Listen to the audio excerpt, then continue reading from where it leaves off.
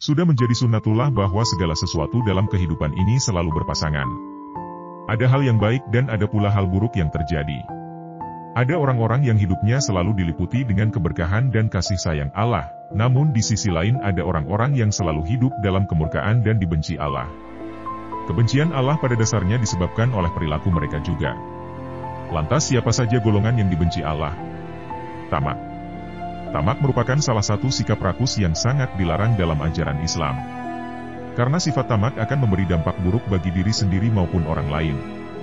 Tamak juga merupakan salah satu penyakit hati. Adapun yang menggoda seseorang untuk berbuat tamak bisa karena harta dan kekuasaan. Tamak bisa berupa rakus terhadap harta, jabatan, kedudukan yang dapat merusak agama karena tidak secara sadar orang-orang seperti itu akan suka menebar kebohongan, berbuat keji menghalalkan segala macam cara agar keinginannya tercapai. Dari Ka'ab bin Malik radhiyallahu anhu, ia berkata, Rasulullah Shallallahu Alaihi Wasallam bersabda, dua serigala yang lapar yang dilepas di tengah kumpulan kambing, tidak lebih merusak dibandingkan dengan sifat tamak manusia terhadap harta dan kedudukan yang sangat merusak agamanya. Hadis riwayat Tirmidzi dan Ahmad. Menghina orang lain. Menghina orang adalah sebuah perbuatan tercela, dan Allah tidak menyukai hal tersebut. Karena biasanya, orang yang suka menghina dan mencaci maki orang lain adalah mereka yang bersikap sombong. Selain itu, menghina adalah perbuatan yang dapat menyakiti hati orang lain. Bahkan, terdapat salah satu ayat dalam Al-Quran yang mempertegas bahwa Allah Subhanahu wa Ta'ala membenci orang yang suka menghina orang lain. Hai orang-orang yang beriman, janganlah sekumpulan orang laki-laki merendahkan kumpulan yang lain, boleh jadi yang ditertawakan itu lebih baik dari mereka. Dan jangan pula sekumpulan perempuan merendahkan kumpulan lainnya, boleh jadi yang direndahkan itu lebih baik. Quran Surah Al-Hujurat, 11. Mengambil hak orang lain. Islam melarang memakan hak orang lain tanpa ridhanya. Rasulullah Shallallahu Alaihi Wasallam bersabda, barang siapa mengambil sejengkal tanah bumi yang bukan haknya, niscaya ditenggelamkan ia pada hari kiamat sampai ke dalam 7 lapis bumi. Hadis riwayat Bukhari. Allah Subhanahu wa Ta'ala berfirman dalam surat An-Nisa ayat 29. Wahai orang-orang yang beriman, janganlah kamu saling memakan harta sesamamu dengan jalan yang batil. Rasulullah Shallallahu Alaihi Wasallam juga melarang umatnya untuk mengambil hak orang lain tanpa izin. Bahkan, Rasulullah amat membenci perbuatan tersebut. Sebagaimana dalam hadits riwayat Bukhari, Rasulullah bersabda, Allah Subhanahu wa Ta'ala berfirman bahwasanya ada 3 jenis orang yang perang melawan mereka pada hari kiamat kelak. Mereka yang bersumpah atas nama Allah akan tetapi mengingkari. Seseorang yang berjualan dengan orang bertiga akan tetapi mereka memakan uang dari harganya tersebut. Serta seseorang yang mempekerjakan kemudian ia tidak membayarkan upahnya. Duniawi. Rasulullah pernah mengatakan bahwa suatu saat nanti akan datang suatu zaman di mana perhatian manusia hanya tertuju pada urusan perut dan kehormatan. Orientasi mereka pada kebendaan materi semata-mata. Yang hak dikatakan batil. Yang haram dikatakan halal. Yang benar dikatakan salah dan yang salah dibenarkan. Yang nampak terlihat seakan bahagia padahal sesungguhnya jiwanya telah didera tak habisnya oleh persoalan dunia. Masalah akhirat hanya terkadang saja tersentuh. Ingat akhirat ketika datang musibah namun setelah itu menjauh bahkan tak menghiraukannya lagi. Bodoh dalam urusan agama. Sekarang banyak yang lalai untuk mencari bekal di akhirat. Selalu mengutamakan pekerjaan yang tak ada habisnya.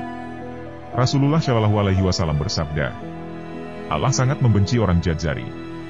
Jawads. Suka teriak di pasar. Bangkai di malam hari. Keledai di siang hari pintar masalah dunia, dan bodoh masalah akhirat.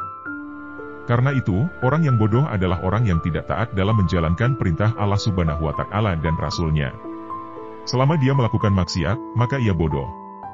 Kebodohan tentang akhirat, dan kebodohan tentang surga dan neraka, membuatnya jatuh ke dalam maksiat. Lalai dalam urusan agama. Allah Subhanahu wa Ta'ala berfirman dalam Quran Surah Al-Munafikun ayat ke-9.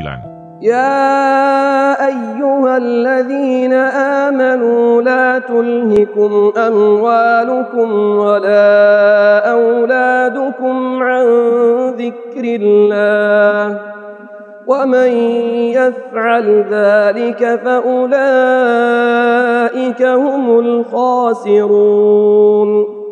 Hai orang-orang beriman, janganlah hartamu dan anak-anakmu melalaikan kamu dari mengingat Allah. Barang siapa yang berbuat demikian maka mereka itulah orang-orang yang merugi. Pada ayat ini Allah mengingatkan orang-orang beriman agar kesibukan mengurus harta dan memperhatikan urusan anak tidak menghalangi ibadah kepada Allah.